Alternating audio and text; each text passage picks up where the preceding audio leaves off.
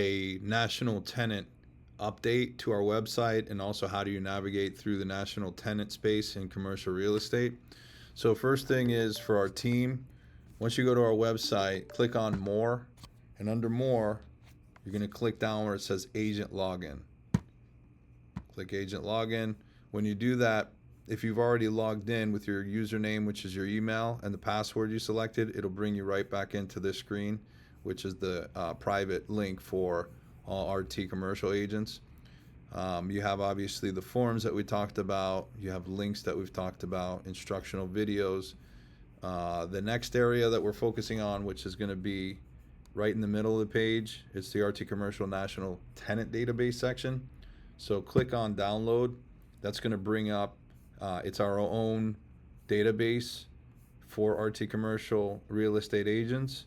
And what we've done is created a database that allows you to have just some of the most active tenants that are in our space. Obviously, there's more, and we can get you more.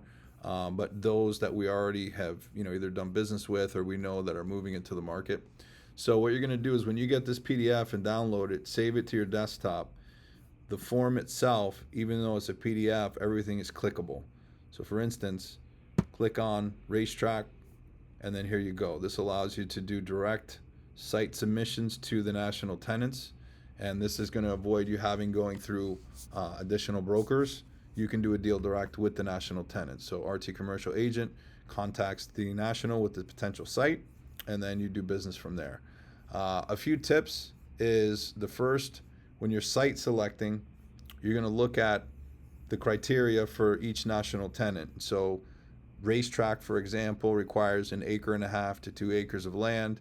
They want to have a minimum traffic count of, typically they're about 40,000 to 50,000 a day. They're saying high traffic count. You want to narrow in on what their actuals are.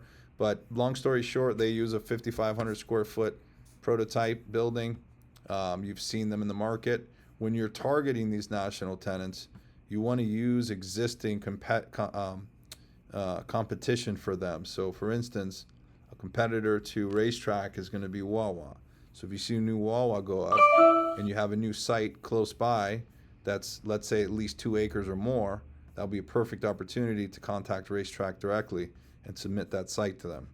So the way you submit sites is make sure that the piece that you have is either bigger than what they need, or if it's not quite big enough, you're going to assemble the neighboring properties to get them to sell, to combine one package so that you can present the size that makes sense for the national. So for instance, if let's say this example on the screen, it's a 3.5 acre site and the tenant requires, 4 acres, I'm going to go after this current property owner next door to combine that, to make that site large enough to then present it to the national to do a deal, right? So you want to do what's called assembling pieces of real estate that are adjacent to your listing, right? Once you have your listing in place, like you have an OM, make sure it's accurate. Accuracy is very important. And then what you're going to do is submit the information directly to their site. If it allows you an attachment, good. A few key highlights would be traffic counts, signalized intersections, road cuts in terms of your ingress and egress are important. Your frontage directly on a major highway is very important, so high visibility.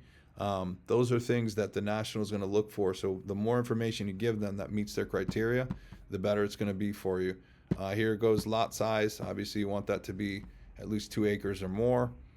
Keep in mind that when you're looking at sites, a 2 acre site, if that's their maximum, remember that it gets subtracted when you're doing development. So you're going to take out retention. You're going to take out for your setbacks, anything that's required, your parking, all that. So a 2 acre site, when you're done with it, it could really end up being an acre site if you're not careful, the way it gets designed. So always look for bigger when you're doing national deals. That'll help you in the marketplace. Never right on the dot or smaller. It's really not a good idea. You want to set yourself up for success. So signalized intersections are always king. 5 miles is the magic number that you want to keep nationals away from each other. So if you have a really good site, but it's 2 miles up the road from another racetrack, that's not going to be a good idea. They're going to reject it. They may approve the front line information. Then once they figure out it's too close to another one, they'll reject it. So you want to just make sure you do your homework up front so that when you send a site to them, it's a good deal and it makes sense for them to do a site for you. So in terms of that national sheet that I've created for you guys, you have plenty of opportunities here. I would suggest taking one site and send it to everybody who's within that realm. In other words, this site that we have coming up, it's going to facilitate, 1,200 square feet all the way up to 5,000 square foot tenants. So the footprint for your typical national QSR tenant is going to be 1,200 to no more than 2,000 square feet. So even if, let's say, we combine units and they say, hey, 1,200 is too small, we could combine two 1,200 square footers, and now we have 2,400 square feet, right? So it will fit within the tenant's need. You just want to make sure to put these OMs in front of all of them, especially if you know Jersey Mike's could be an inline tenant. Inline meaning it goes in the middle of the plaza. It doesn't need to be freestanding. Publix is a big anchor tenant that will go in a plaza. Some of these others, Hooters can be inline, Mod Pizza inline. Shake Shack can be inline. So Subway, right? Verizon. So all of these do not need to be individual sites. They can go inside of a plaza. And more specifically, if it's a development we're doing for one of our clients, we want to fill these plazas up. It's more lease opportunity for you on the fee part. It's more income for the plaza that we're filling up, which eventually could be sold and you broker another deal. So just make sure you're paying close attention to opening the opportunity for those that fit for the space. Another area on our website that was updated was our training videos. This video obviously is being added, so this will be a new one, but pay attention. We're going to keep things fresh and up to date. These videos are only accessible for our agents. So just remember that. This is confidential information as well as the database that we've tied into this now. So this would be an RT Commercial Real Estate National Tenant Database tutorial, and hopefully that helps you to do more deals.